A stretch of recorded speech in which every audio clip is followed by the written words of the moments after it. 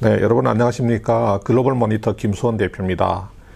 자, 포스코가 지주회사 체제로 전환을 한다고 합니다. 사실 어제 아침에 한 신문에 그 포스코 지주회사 체제 전환에 대한 기사가 실렸는데요. 저도 어제 기사를 보기는 했습니다만, 시장에 이런 이야기가 나돌고 있구나 정도로만 치부를 했는데, 오늘 아침에 보니까 여러 신문에서 포스코에 확인을 해서 지주회사 전환을 한다는 그 보도를 계속 여러 신문에 이제 기사가 나왔고, 구체적으로 12월 10일 포스코 이사회에서 지주사 전환 문제를 정식 안건으로 상정해서 논의를 한다고 합니다. 그래서 오늘은 포스코 지주회사 전환에 대해서 좀 말씀을 좀 드리도록 하겠습니다. 우선 자료를 한번 보시겠습니다. 자, 포스코가 2000년에 민영화가 됐는데요. 공기업에서 21년 만에 지주사 체제 전환에 나선다. 그런 내용입니다.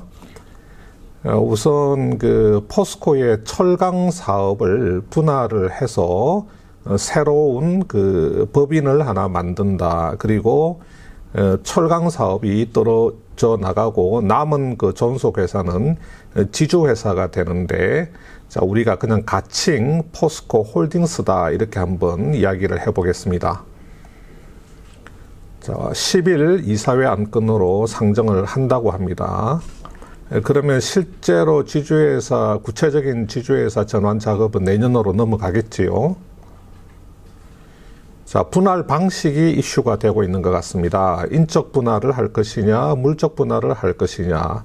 자, 그렇다면 분할 방식에 따라서 우리 주주 입장에서는 과연 뭐가 달라질 것인가, 이런 점에 대해서 좀 말씀을 드리겠습니다. 자, 우선 지금 그 포스코는 철강업을 하는 회사죠. 자기 주식, 자사주를 13%를 가지고 있고, 자, 국민연금이 대주주입니다. 9.8% 지분이 있고, 나머지는 일반 주주입니다. 자, 기관 투자자들 뭐 몇 곳이 이제 지분을 좀 가지고 있고요. 그 다음에 우리 소액 투자자들, 우리가 흔히 말하는 그 개미 투자자들이 지분을 쭉 가지고 있습니다. 그리고 포스코 자회사로는, 대표적인 자회사로는 포스코 건설, 또 포스코 강판, 포스코 ICT, 포스코 케미칼, 포스코 에너지, 포스코 인터내셔널, 이런 회사들이 있습니다. 자, 우리가 인적 분할을 한다. 포스코가 인적 분할을 통해서 지주회사로 전환한다라고 가정을 해 보겠습니다. 자, 그러면 이 포스코에서 그 철강업을 이렇게 떼내어서 새로운 회사를 이렇게 하나 만듭니다. 그리고 이 회사 이름을 포스코 이렇게 정하고, 남아있는 존속회사는 지주회사가 될 것이기 때문에 포스코 홀딩스 이렇게 사명을 바꾸는 걸로 생각해 보겠습니다. 자, 이 포스코 홀딩스 밑에 아까 말씀드린 건설, 에너지, ICT, 인터내셔널, 뭐 강판, 이런 회사들이 이렇게 쭉 달려 있겠죠.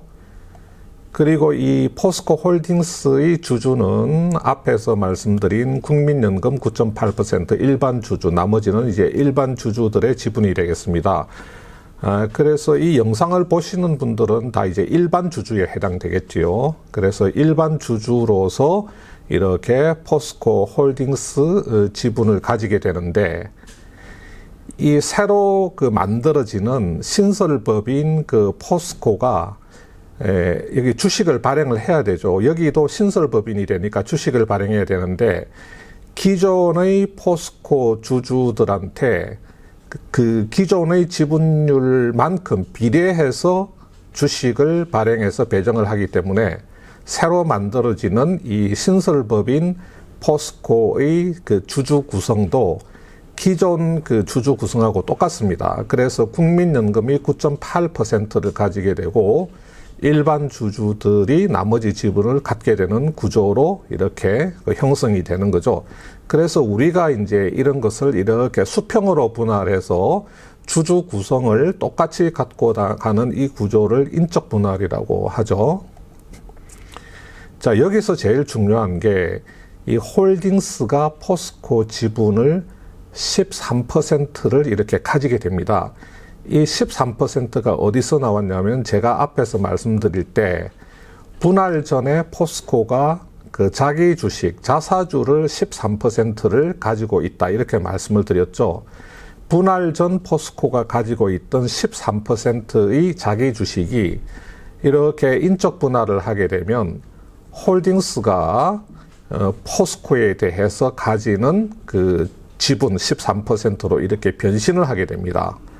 자, 이 프로세스에 대해서 제가 말씀을 드릴 수는 있는데 그전에도 한번 제가 언급을 드린 것 같은데 이 프로세스를 설명을 드리면 많은 분들이 헷갈려 하시기 때문에 간단하게 이렇게 정리를 하겠습니다. 분할 전에, 인적 분할 전에 포스코가 가지고 있었던 자기 주식은 인적 분할 후에 홀딩스가 포스코에 대해서 가지는 지분 13%로 변신한다. 이렇게 알고 계시면 되겠습니다. 자, 이렇게 인적 분할을 하게 되면 포스코 홀딩스도 상장회사가 되고 분할해서 신설법인이 된 포스코도 역시 이렇게 상장회사가 됩니다. 자, 이런 경우에 자, 그러면 다시 한번 앞의 내용을 정리를 해서 그림을 다시 한번 그려보겠습니다. 포스코 홀딩스는 이렇게 자회사들을 가지고 있고요. 떨어져 나간 포스코에 대해서도 이렇게 13% 지분을 가지게 되고, 자, 국민연금이 9.8%, 그리고 우리 투자자, 개인 투자자 분들도 이렇게 포스코 홀딩스를 이렇게 자기 주식수만큼 이렇게 지배를 하게 됩니다. 자, 이렇게 지주회사 체제로 변하면, 요렇게 이제, 여기, 요 신설되는 포스코에 대해서도 역시 국민연금이 9.8%, 여러분들 같은 일반 주주들이 이제 자기 주식수만큼 이렇게 지분을 가지게 되죠. 자, 이렇게 해서 지주회사 체제로 변하게 되면 어떤 문제가 생기느냐면요. 지주회사는 상장 자회사의 지분을 공정거래법상으로 30% 이상을 보유를 해야 됩니다. 자, 이 구조에서는 지주회사인 홀딩스가 포스코 지분을 13%밖에 가지고 있지 않기 때문에 나머지 17%를 추가로 확보를 해야 되는 겁니다. 그러면 지금 현재 시세 기준으로 포스코 지분 17%를 추가로 확보를 하려면 대략 한 4조 원 정도가 들어간단 말이죠. 그래서 굉장히 인적 분할을 해서 지주회사 체제를 완성하려고 하면 굉장히 큰 금액이 지주회사 체제 전환에 필요하게 되는 겁니다. 자, 그래서 우리가 어떤 회사가 지주회사 체제로 전환을 할 때 돈을 안 들이고 지주회사 체제로 전환을 하는 지주회사 체제 전환의 공식, 마치 공식과 같은 것이 있습니다. 제가 잠깐 설명을 드릴게요. 과거에 솔브레인이라고 하는 이 반도체 소재, 디스플레이 소재 회사죠. 이 회사의 지주회사 체제 전환을 예를 들어서 한번 설명을 드려보겠습니다. 이 솔브레인은 반도체 소재 회사인데 자사주를 3%를 가지고 있었죠.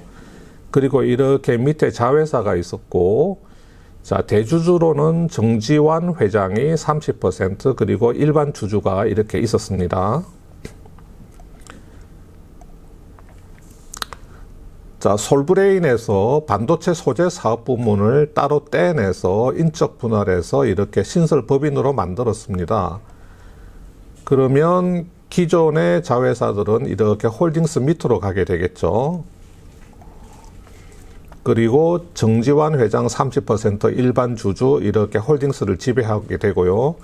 그 다음에 새로 신설된 이 솔브레인도 똑같은 주주 구성을 이렇게 가지게 됩니다. 그리고 홀딩스가 분할 이후 솔브레인에 대해서 3%의 지분을 가지게 됩니다. 이 3% 지분은 어디서 나왔느냐? 아까 제가 설명드린 것처럼 분할 전에 솔브레인이 가지고 있던 자사주 3%가 이렇게 변신을 한다고 제가 말씀을 드렸었죠. 자, 그러면 이때도 마찬가지죠. 이렇게 이 지주회사 체제를 완성하기 위해서는 홀딩스가 이 솔브레인에 대해서 공정거래법에서 정한 그 지분을 가져야 됩니다. 자, 다시 그림을 정리해 보면, 자, 홀딩스가 있고, 이렇게 정지환 일반 주주가 있고, 자회사들이 있고, 이 솔브레인에 대해서 3% 지분. 이 솔브레인은 역시 정지환 30% 일반 주주 이렇게 가지게 되죠. 그래서 이 홀딩스가 예컨대 지분을 만약에 30%를 확보를 하려면 지금 현재 3%니까 27%를 추가로 확보를 해야 되죠. 그러면 이 홀딩스가 어떤 방식으로 27%의 지분을 추가로 확보를 하냐면 여기 이 주주들과 주식 교환을 하게 됩니다. 자, 홀딩스가 이 솔브레인 주주들에게 가지고 있는 솔브레인 주식을 이렇게 홀딩스한테 주면 홀딩스 신주로 바꾸어 주겠다. 이런 이제 주식 교환을 진행을 하게 됩니다. 자, 공개 매수 방식으로 이렇게 주식 교환을 추진을 하게 되거든요. 그러면 정지환 회장은 자기가 가진 30%의 지분을 모두 홀딩스에게 주고 홀딩스 신주로 바꾸어 갑니다. 이렇게 대주주 그 일가들은 홀딩스를 지배하는 게 목적이기 때문에 이 솔브레인 지분을 가지고 있을 필요가 없습니다. 그래서 정지환 회장은 30% 지분을 홀딩스한테 모두 줘버리고 홀딩스 지분으로 다 바꾸어 갑니다. 그러면 여러분과 같은 일반 주주들은 여기서 고민을 해야 되죠. 내가 가진 솔브레인 지분을 홀딩스 지분으로 바꿀 것이냐 말 것이냐, 아니면 일부만 바꾸고 일부는 그냥 솔브레인 지분으로 보유하고 있을 것이냐, 그런 고민을 합니다. 그래서 일반 주주들은 홀딩스 지분으로 교환하는데 그렇게 적극적으로 나서지 않습니다. 아주 소수의 일반 주주들만 홀딩스 지분으로 바꾸고 대다수 일반 주주들은 홀딩스 지분으로 교환을 하지 않습니다. 그래서 이런 공개 매수 방식의 주식 교환이 이루어지고 나면 대체로 이런 지분 구조를 갖게 됩니다. 홀딩스에 대한 그 대주주 일가의 지배력이 굉장히 높아집니다. 자, 한 73% 이렇게 높아졌죠. 그리고 나머지 일반 주주, 그리고 홀딩스는 그 자회사가 있고 역시 또 자회사로 솔브레인을 이렇게 가지게 되는데, 이 홀딩스가 가진 솔브레인 지분은 아까 3%에서 이렇게 46%까지 올라오게 됩니다. 이 46%를 형성하는 지분은 아까 주식 교환을 할 때 정지환 회장이 홀딩스에게 넘겨준 30%, 그리고 일부 소액 주주들이 또 교환에 참여해서 홀딩스에 넘겨준 지분들, 이런 것들로 해서 46%가 구성이 되는 거죠. 자, 이렇게 해서 지주회사 체제가 완성이 되게 됩니다. 그러니까 솔브레인 입장에서는 돈을 거의 안 들이고 이런 방식으로 지주회사 체제로 전환을 하게 되는 거죠. 자, 이 솔브레인은 역시 이제 일반 주주들 지분이 이렇게 있겠죠. 어떤 일반 주주는 솔브레인 주식만 가지고 있을 것이고, 어떤 일반 주주는 또 홀딩스 주식만 가지고 있을 것이고, 어떤 일반 주주는 솔브레인과 홀딩스 지분을 조금씩 다 가지고 있을 수 있는 그런 이야기가 되겠습니다. 자, 다시 포스코로 한번 돌아가 보겠습니다. 그러면 자, 포스코 홀딩스 분할 이후에 인적 분할을 하게 된다면 이렇게 포스코 홀딩스가 있고, 밑에 이제 자회사가 있고, 여기 신설된 포스코, 철강업을 하는 신설된 포스코가 있고, 이 홀딩스는 포스코 지분을 13%를 가지게 되고, 국민연금 9.8%, 여러분들 같은 일반 주주들이 이렇게 있게 되고, 이 신설된 포스코에 역시 국민연금, 그 다음에 여러분들도 신설되는 포스코의 지분을 배정받기 때문에 그 일반 주주들도 이렇게 지배력을 가지게 됩니다. 지금 이 13% 지분을 30%까지 끌어올리려고 하면 포스코 홀딩스가 아까 말씀드린 것처럼 17%의 지분을 추가로 확보를 해야 되기 때문에, 자, 마찬가지로 이 홀딩스가 자, 여기 주주들한테 포스코 주식을 나한테 좀 달라, 그러면 홀딩스 주식을 바꾸어 주겠다, 이런 공개 매수 방식의 주식 교환을 이렇게 추진을 할 수가 있습니다. 자, 그러면 이 국민연금이나 일반 주주들이 포스코 주식을 홀딩스에게 주고 홀딩스 신주로 바꾸면 이 13%의 지분을 30%로 끌어올릴 가능성이 있다는 거죠. 자, 그런데 여기에는 문제가 있습니다. 자, 분할 전의 자기 주식은 분할 후에 홀딩스가 가진 포스코에 대한 지배력으로 변신한다, 이렇게 이야기를 했거든요. 이 부분에 있어서 주주가치 훼손 논란이 있습니다. 자, 회사가 회사 돈을 들여서 자기 주식을 이렇게 매입을 해서 나중에 인적 분할을 하게 되면 홀딩스가 포스코에 대한 지배력을 가지는 그런 주식으로 변하는 것을 우리가 흔히들 여러분들 많이 들어보신 것처럼 뭐 자기 주식의 마법, 자사주의 마법, 이렇게 표현을 하거든요. 이 자사주의 마법이라고 하는 게 대주주에게 유리하고 우리 소액 주주에게는 별로 유리하지 않은 주주가치 훼손 논란이 있습니다. 그래서 지금 자기 주식의 저러한 변신, 마법을 차단하는 그런 입법안이 지금 국회에 계류 중입니다.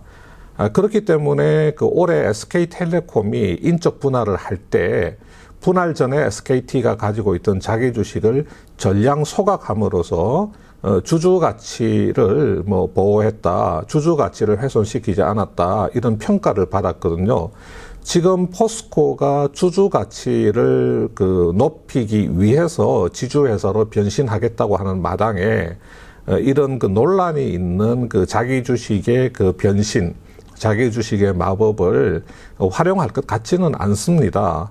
자, 그러면 순수하게 인적 분할을 하게 되면 순수하게 포스코가, 홀딩스가 자기 돈을 들여서 그 분할 후의 그 포스코 지분을 추가로 17%를 확보를 해야 된다는 것인데, 그렇게 되면 지주회사 체제 전환에 비용이 너무 많이 들어가게 되죠.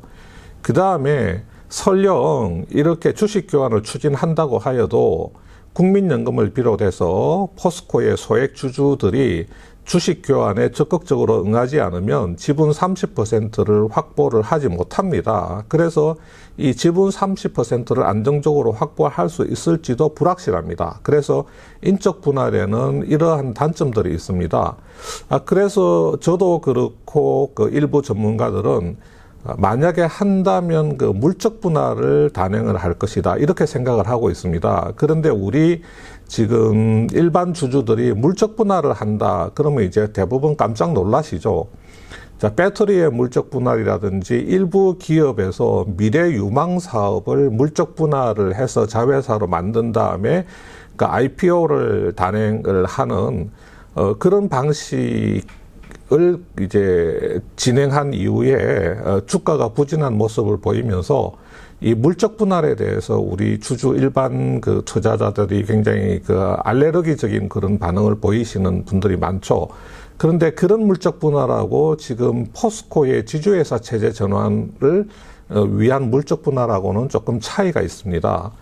이 조금 설명을 좀 드려보면요. 지금 현재 아까 말씀드린 대로 자, 포스코가 있고 자회사가 있고 그 위에 이렇게 주주가 있는데, 물적 분할을 하게 되면 이 포스코에서 철강 부문을 떼내어서 포스코라고 하는 그 철강 회사를 이렇게 신설을 하게 되고, 존속회사는 그 홀딩스로 사명을 바꾼다. 이건 똑같습니다. 이 홀딩스가 이 분할 이후에 포스코 지분을 100%를 가지게 됩니다. 다시 말해서 신설된 포스코가 발행하는 신주를 기존 주주들이 배정받는 게 아니고 홀딩스가 이렇게 100% 배정을 받기 때문에 100% 완전 모자 회사로 이렇게 형성이 된다는 거죠. 그리고 여기 이렇게 자회사가 자리를 잡고 이 홀딩스 주주로 국민연금 그리고 일반 주주가 있는 형태, 바로 이게 이제 물적 분할이 되겠습니다. 이렇게 물적 분할을 하게 되면 자연스럽게 홀딩스가 이 포스코 지분을 100%로 가지기 때문에 적어도 이 포스코 지분을 추가로 확보하기 위한 비용은 들어가지 않습니다. 그리고 이렇게 100% 모자 관계를 형성하게 되면 이 포스코의 밸류에이션이 거의 그대로 온전하게 홀딩스로 이렇게 유입되기 때문에 여기서 뭐 우리가 흔히 말하는 그 어떤 주주 가치 훼손 논란이 발생할 그런 여지도 좀 적습니다. 이렇게 100% 모자 관계를 형성을 하게 되면. 그리고 이렇게 가게 되면 이 포스코 홀딩스는 상장 회사가 되지만 이 포스코는 100% 자회사가 되기 때문에 당연히 이렇게 비상장 회사로 가야 된다는 그런 단점이 있습니다. 근데 한편으로는 이렇게 비상장 회사로서 100% 모자 관계가 되기 때문에 이 포스코의 이 밸류가 그대로 그 홀딩스로 이렇게 온전하게 보존이 되는 그런 측면이 있다는 것이죠. 자, 이렇게 물적 분할을 하게 되면 이게 사실 뭐 기존 지배 구조와 무슨 차이가 있느냐, 별 차이가 없지 않느냐, 이런 이야기가 나올 수 있습니다. 자, 철강업을 그냥 품고 있느냐, 아니면 100% 그냥 완전 자회사로 만드느냐, 결국 그 차이일 뿐이지 않느냐.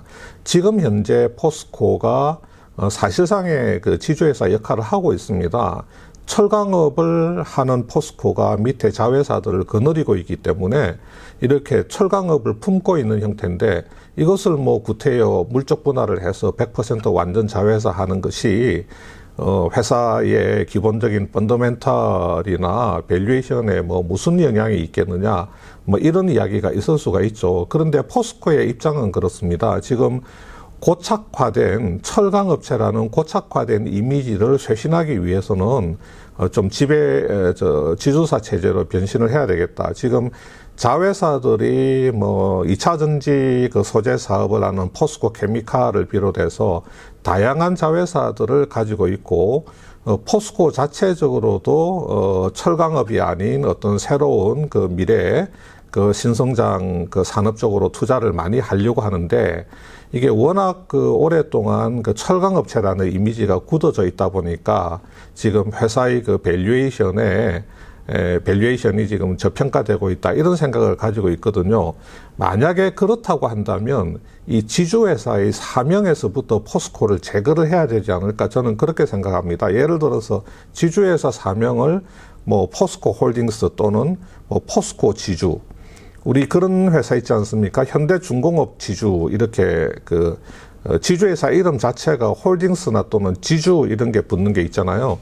이 포스코를 이렇게 물적 분할해서 지주회사 체제로 가져가면서 사명을 포스코 지주, 포스코 홀딩스로 하게 되면 이 지주회사의 이미지는 여전히 기존의 철강업체 이미지에서 크게 벗어날 수가 없습니다. 만약에 회사의 의도가 이 철강업체 이미지에서 좀 벗어나서 회사의 새로운 어떤 그 성장 동력 쪽으로 시장의 관심을 끌고자 하는 것이라고 하면 이 지주회사 사명에서부터 포스코를 그 제거를 해서 다른 이름으로 가는 게 맞지 않겠나, 그런 생각이 들고요. 그러나 근본적으로 이렇게 사명을 바꾼다고 해서 회사의 기본적인 펀더멘탈 자체가 크게 달라질 것 같지는 않은데 앞으로 한번 지켜봐야 될 것 같습니다. 그리고 추가적으로 말씀드리자면, 제가 얼핏 본 것 같은데 어떤 주주분들 같은 경우는 저렇게 그 인적 분할 이후에 이 지주사가 포스코로부터 배당을 적게 받을 수밖에 없기 때문에 뭔가 회사의 뭐 꼼수가 있지 않느냐, 뭐 이런 말씀을 하시는 분이 있던데요. 제가 생각할 때는 전혀 그렇지 않습니다. 그게 어디서 그런 이야기가 나왔는지 모르겠는데요. 물적 분할을 하게 되면 뭐 100% 자회사가 되니까, 사실상의 한 회사가 되니까 뭐 배당에서 문제가 발생될 여지는 없고, 인적 분할을 하게 되면 홀딩스가 포스코 지분을 30% 정도 가지기 때문에 뭐 배당을 받더라도, 포스코로부터 배당을 받더라도 제한적인 배당, 지분율에 해당하는 만큼 배당을 못 받지 않느냐, 그렇게 말씀을 하시는데, 제가 그 부분에 대해서 지금 이 자리에서 그 부분을 좀 말씀드리려면 되게 좀 복잡하게 말씀드려야 되기 때문에 제가 오늘 막 분할 방식까지 말씀을 드렸는데 그 부분까지 넣어서 하게 되면 너무 상황이 복잡해지기 때문에 오늘은 생략을 해드리도록 하겠습니다. 그렇지 않습니다. 아마 일부 매체에서 그런 식으로 기사를 쓰니까 그 배당 문제를 이제 일부 주주분들이 거론을 하시는 건데, 그건 전혀 그렇지 않습니다. 그것은 잘못 알고 있는 것이고요. 그 배당의 어떤 문제가 발생될 여지는 상당히 적습니다. 지금 뭐 어쨌든 간에 이번 10일 날 그 이사회에서 분명히 확정돼서 나오기 때문에 이제 영상을 보시는 분들은 뭐 포스코 투자자일 수도 있고 아니면 또 포스코에 대한 투자를 생각하시는 분일 수도 있는데 어떤 분할 방식에 따라서 내 주식이 어떻게 되고 포스코가 어떻게 변신하는가 좀 참고로 알고 있으면 좋으실 것 같아서 오늘 영상을 한번 만들어 봤습니다. 예, 여기서 마치도록 하겠습니다. 감사합니다.